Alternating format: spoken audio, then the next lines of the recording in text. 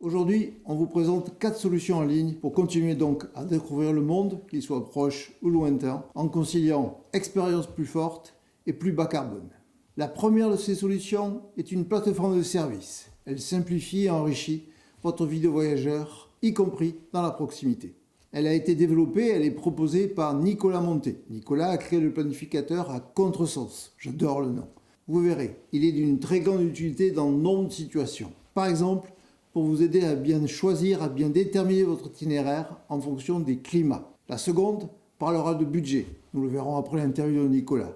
La troisième parle de voyage autour du monde. Et la quatrième est une communauté que j'adore. Nous revenons sur ces solutions après l'interview de Nicolas Monté. Mon nom est Jean-Pierre Jombe et j'ai créé cette chaîne pour promouvoir des solutions qui concilient décarbonation et meilleure qualité de vie. Si vous cherchez des pistes dans ce domaine, si vous voulez partager vos découvertes, vos idées, vos espoirs, vos utopies, vos expériences, pensez à vous abonner. C'est un site d'aide à la planification de voyage, plutôt orienté sur les voyages long cours. Enfin, ça, c'était à l'origine, mais maintenant, tout le monde l'utilise pour tout type de voyage, que ce soit un road trip à vélo ou un tour du monde. Le site permet de faire un peu tout. Il permet d'accompagner le voyageur de la préparation du voyage, pendant le voyage et après le voyage. Quand on part en tour du monde, les deux questions qu'on se pose quand même, c'est combien ça va me coûter? Et ensuite, l'autre question, c'est de savoir comment organiser les pays en fonction du climat, parce que quand on part longtemps, eh ben, on essaye d'être au maximum dans les bonnes périodes, parce que si on a mousson, neige, mauvais temps, c'est moins sympa que si on a beau temps, etc. En gros, quand il va créer son voyage, donc il va mettre ses étapes. Ça va lui donner un tableau climatique en lui disant, là, tu es soit dans les bonnes périodes, soit dans les mauvaises périodes, climatiquement parlant. Donc, c'est-à-dire, est-ce qu'il fera trop chaud, est-ce qu'il fera trop froid, est-ce qu'il y aura trop de pluie. Et ensuite, une fois qu'il a fait son idée de parcours, donc il a mis par exemple qu'il va rester 30 jours en Thaïlande, 10 jours au Cambodge, 2 mois en Australie, automatiquement le site va calculer et va lui dire, bah, par rapport aux autres voyageurs, tu devrais dépenser tant d'argent en moyenne. Et ensuite, il y a des statistiques un peu plus détaillées pour chaque pays. Bah, en Australie, bah, les gens dépensent, par exemple, je ne sais pas exactement les chiffres là comme ça, mais 30% du budget en hébergement, 10% en visite, et puis le reste en transport, etc. Et c'est une base de données collaborative, c'est-à-dire que les gens saisissent en fait leur budget une fois qu'ils ont voyagé, ils viennent et ils ressaisissent leur budget pour partager avec la communauté, et ça fait des moyennes comme ça qui varient en fonction des années. Le routeur en fait donne en fait des estimations à chaque fois, donc c'est-à-dire qu'il va calculer des routes, et donc ça donne en fait par exemple si on dit là de là à là je vais y aller en voiture, bah, ça nous calcule l'itinéraire et ça nous dit en fait combien de temps. Si on est à vélo, pareil. Si par exemple on fait de la randonnée ou vélo, on a des cartes spéciales qui s'affichent en mettant les chemins de randonnée ou les eurovélos, enfin les voies vélo, etc. Donc qui permettent de modifier son itinéraire et de vraiment le suivre. Et après, quand on est en train de créer son itinéraire, en fait, ça prend en compte tous les itinéraires qui ont été créés avant. Donc, il y a à peu près 400 000 itinéraires qui ont été créés depuis le début du site. Par exemple, quand on met Bangkok, le site dit, bah, après Bangkok, la plupart des voyageurs vont à tel endroit, tel endroit, tel endroit, et on peut créer son itinéraire comme ça.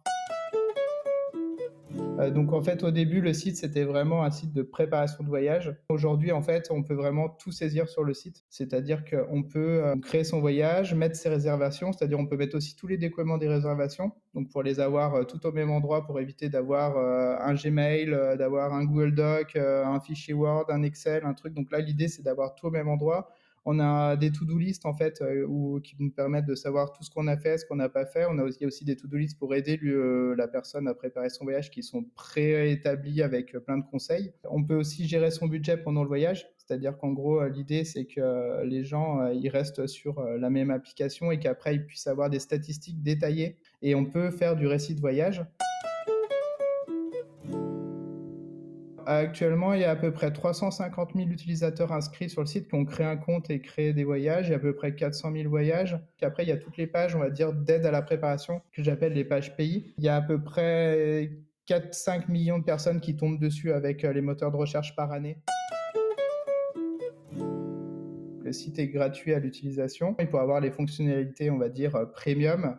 il faut prendre un abonnement ou payer en une fois. Alors ça va de 4,99 € par mois, donc pour le plus petit abonnement, 50 € à l'année pour l'abonnement qu'on appelle Premium Plus où il y a toutes les options, et si on veut payer en une seule fois, c'est à peu près 140 €. Comme Nicolas Monté, nous sommes sans doute nombreux à penser que la réussite des voyages et des loisirs bas carbone exige des solutions simples, collectives et organisées autour de services clés qui apportent de la plus-value, qui apportent de nouvelles qualités. Le but de la décarbonation dans cette chaîne est bien qu'elle soit synonyme de meilleure qualité de vie. Le planificateur à contresens est, je crois, un bel exemple. Il y en a d'autres. Nous allons vous en présenter 3. Le premier concerne les budgets. Il s'agit de l'application TravelSpend. TravelSpend permet de mieux gérer au quotidien son argent pendant ses voyages. Je vais vous donner quelques exemples. Bien sûr, l'application permet de choisir votre monnaie d'origine.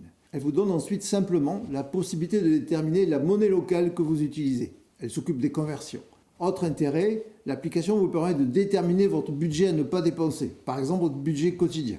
Et pour le gérer, elle vous offre très simplement le moyen de saisir et de suivre vos dépenses et de les aligner en fonction de ce que vous voulez de vos objectifs. Vous verrez d'ailleurs dans les stores à quel point cette application est appréciée.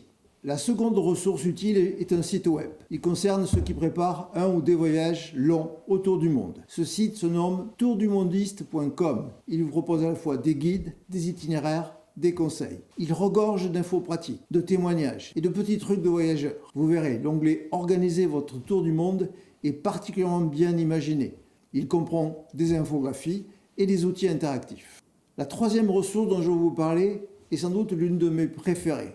C'est un groupe privé Facebook qui réunit les voyageurs bas carbone. Il s'agit du groupe La Libye. C'est une communauté géniale de plus de 2500 membres qui échangent autour du slow travel en mode pair à pair. Mais comme les groupes Facebook ont bien des limites, ils ont décidé d'aller plus loin. Ils partagent les documents sur un cloud et ces documents sont donc distribués entre tous les membres de la communauté. Caroline Taxil, avec qui nous avons réalisé le premier sujet de cette chaîne, m'en a dit le plus grand bien. Elle l'utilise au quotidien. Elle a bien raison, je suis devenu fan.